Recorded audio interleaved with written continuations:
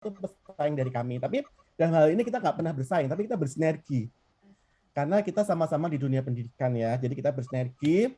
Terus kalau untuk pesaing kita tentunya kami harus setiap ini kami harus menambah networking. Jadi misalnya bulan ini target kita berapa provinsi, bulan depan kita berapa provinsi gitu. Jadi kita harus perbanyak network kita. Karena bisnis saya kan di bidang jasa ya. Jadi kami juga memberikan pelayanan yang terbaik, terus kami memberikan mutu yang terbaik, terus kami juga memberikan apa yang dimau oleh wali murid, terus kami juga melayani mereka dengan hati kami. Jadi maksudnya kami memberikan pelayanan sebaik-baiknya untuk supaya kami mempunyai, jadi istilah gini, mereka akan tahu usaha kami, kami kan PT Karya Omnas Nusantara, tapi orang lebih mengenal kami dengan EEC, Emerald Education Center. Jadi kita punya ciri khas ini nih, Emerald ciri khasnya begini, kalau ini begini seperti itu. Jadi sebenarnya kita dengan sesama pesaing itu saling bersinergi. Oke Pak, pertanyaan ke-6, dalam usaha yang sedang Bapak kembangkan sekarang, apakah memiliki hak paten yang dimiliki oleh perusahaan Bapak? Hak paten kami cuma bisa di merek sih ya, kayak misalnya Emerald Education Center itu pasti supaya nanti orang nggak pakai nama yang sama, itu pasti kita patenkan itu seperti itu. Oke Pak. Pertanyaan ke-7, Ya, menurut Bapak sendiri, apakah hak paten itu penting dalam suatu bisnis? penting banget. Karena ketika kita sudah besar, ya banyak kejadian seperti itu ya. Ketika kita sudah besar, terus orang bisa mencaplok merek paten kita dengan cara kita. Jadi ini banyak kejadian ya. Teman saya juga mengalami hal yang sama. Jadi ketika dia sudah mulai dikenal di seluruh Indonesia, dia belum mendaftarkan mereknya dia. Terus tiba-tiba ada pesaingnya dia yang membuat merek yang sama, otomatis dia kalah kan. Jadi itu perlu banget. Jadi kalau sebuah usaha itu pasti sangat perlu hak paten itu sangat perlu. Selanjutnya pertanyaan dari Prandi, Pak. Ya. 3 pertanyaan terakhir dari saya, Pak. Boleh, boleh. Sekarang di pertanyaan ke-8, bagaimana prediksi masa depan Bapak mengenai usaha yang sedang Bapak jalankan sekarang? Jadi bayangan ke depannya gitu, Pak.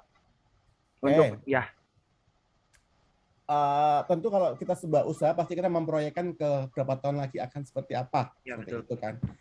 Dan tiap tahun setiap kita meeting awal tahun pasti kita akan mempunyai sebuah gambaran. Tahun ini kita mau apa, tahun depan kita mau apa, seperti itu kan. Ya, meskipun kita nggak tahu dari setiap tahun itu seperti apa ya. Tapi yang jelas kita harus punya program, dan program ini yang harus kita jalankan ya. Dan dari setiap program-program, jadi misalnya bulan ini kita punya program ini nih, tahun depan kita punya program ini nih. Jadi itu sangat perlu sangat diperlukan supaya apa? Karena kalau kita nggak mempunyai program, kita nanti nggak jelas dong kita mau kemana ya. Jadi kita proyeksinya ke depan mau apa gitu kan. Jadi kita targetnya ke tahun ke depan mau apa. Jadi yang kita proyeksikan adalah selalunya sih kita ini ya, di program-program kami selalu kita berinovasi. Jadi misalnya nih sekarang ada olimpiade model ini, kita harus buat seperti apa. Misalnya nih sekarang nih lagi kalau kemarin kita sering ya kita ada tur ke luar negeri nih, tur misalnya ke mana, sekolah mana kayak gitu kan. Sekarang kan nggak bisa nih karena pandemi, jadi kita pakai apa supaya kita tetap juga bisa memberi layanan seperti itu. Jadi kita harus terus berinovasi. Jadi proyeksikan ke depan itu kita berinovasi terus membangun program-program baru. Oke, untuk pertanyaan ke-9, bagaimana cara Bapak menghadapi kondisi pandemi sekarang yang berpengaruh besar dalam satu bisnis?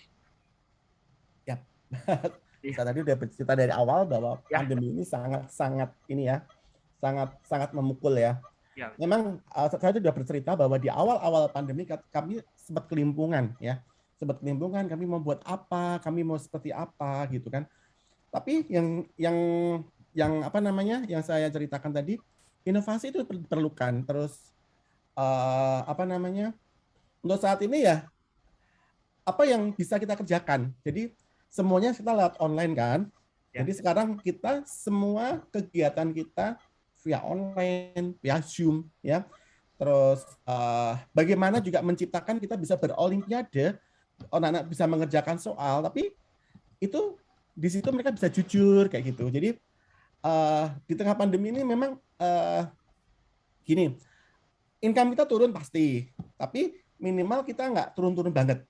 Tapi kita masih tetap survive, kita masih bisa mengembangkan usaha kita masih bisa dapat lebih ya. Nah, bagaimana sih supaya kita bisa tetap survive di dalam pandemi saat ini?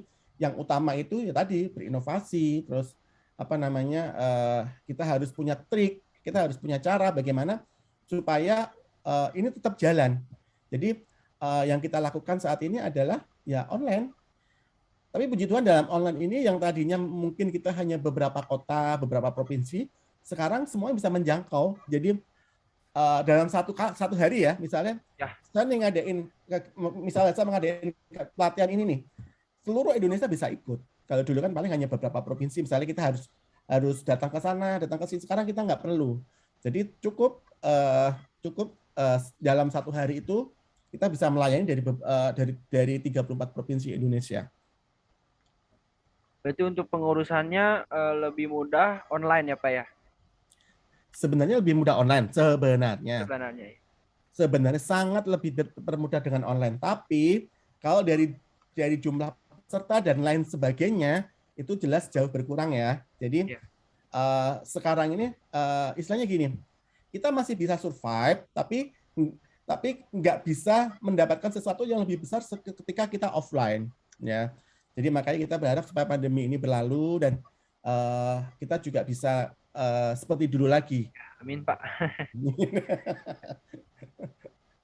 Pertanyaan terakhir Pak, yang ke-10 ini. Apa ada masukan dari Bapak untuk para pemuda yang baru ingin memasuki dunia bisnis apapun gitu? Yang saya tahu nih ya, anak-anak milenial ini pinter-pinter. Gaptek. Kalau saya gaptek, terus terang saya gaptek. Jadi segala sesuatu saya selalu minta tolong sama anak saya. Kalau baik itu laptop, handphone, ada apa saya selalu tanya sama anak saya. Yang utama buat anak muda sekarang, kalau kalian ingin memulai bisnis adalah yang pertama doa dulu. Itu yang utama. Paling penting ya Pak. Paling utama itu. Ya. Yang kedua, jangan pernah menyerah. Ya.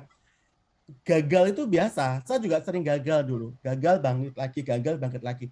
Tapi yang utama adalah jangan pernah menyerah, terus tetap semangat. Yang ketiga, inovasi perlu. Inovasi karena di dalam bisnis itu kita nggak bisa pasrah. Ngerti ya? Nggak bisa pasrah. Misalnya gini nih. Aku jualan mie ayam nih misalnya gitu kan. Sepi. Gimana caranya supaya rame, kan? Kita kan bisa membuat sesuatu yang baru lagi apa, terus mungkin kita lokasinya ke sana seperti itu. Dan yang tadi saya bilang bahwa yang pertama adalah berdoa, kedua jangan pernah menyerah, ketiga inovasi, yang keempat jangan lupa ilmunya diperbanyak. Iya. Dikembangkan gitu ya Pak ya. Kembangkan betul. Saya percaya kalian ini calon-calon pembisnis yang Amin Pak. Yang luar biasa. Amin. Saya juga sudah mulai mengajari anak saya juga mulai untuk berbisnis sekarang. Kebetulan anak saya kita berbisnis di bidang clothing ya. Ini yang lagi mau kita dikembangkan oleh anak saya. Baik Pak, sekian pertanyaan-pertanyaan dari kami. Sudah selesai untuk pertanyaannya. Oke. Iya. Oke, boleh saya tutup Pak ya? Boleh, terima kasih. Terima kasih Bapak Andreas atas kesempatan dan waktu yang diberikan pada interview hari ini. Kami banyak mendapatkan ilmu mengenai perusahaan Bapak dan kiranya usaha yang Bapak jalankan dapat semakin berkembang dan sukses selalu. Amin. Semoga kami juga bisa menjadi pembisnis yang sukses seperti Bapak. Amin. Ya, amin. Amin. Terima kasih banyak Pak. Terima kasih banyak Pak ya. Ya, selamat sore kasih, Pak. Bapak. Terima kasih Bapak. Sore. Selamat sore.